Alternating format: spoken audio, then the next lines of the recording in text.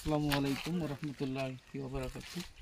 আমি আপনাদেরকে দেখাবো হচ্ছে কীভাবে এই যে আমরা লেআউট দিব, এই লেআউটের যে কর্নার চেকটা দেওয়া হয়, এই কর্নার চেকটা আমরা দেখাবো। এই মাটাম চেক আমরা যেটাকে বলি। তো মাটাম চেকটা দেওয়ার জন্য আমরা হচ্ছে একদিকে নিব হচ্ছে 3 ফিট, আর একদিকে নিব হচ্ছে আপনার 4 ফিট। আর এই যে ক্রসটা হবে আপনার ত্রিভুজ, যেটা এটা হবে 5 ফিট। তো আমরা দেখি যে কি হয়।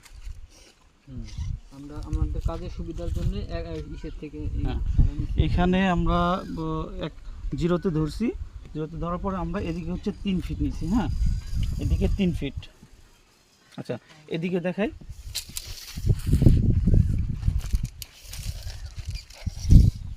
এদিকে নিছি আমরা। হ্যাঁ, এদিকে হচ্ছে আমরা এই যে 4 ফিট নিছি, অর্থাৎ আমাদের এখানে দেখা যাচ্ছে 5, কিন্তু আমরা ওদিকে হচ্ছে 1 ফিট ছেড়ে দিছি, যে কারণে আমরা 5 এখানে দেখা যাচ্ছে, মানে 4 ফিট আমরা নিচ্ছি। হ্যাঁ, এখন আমরা এদিককার মাপটা দিব।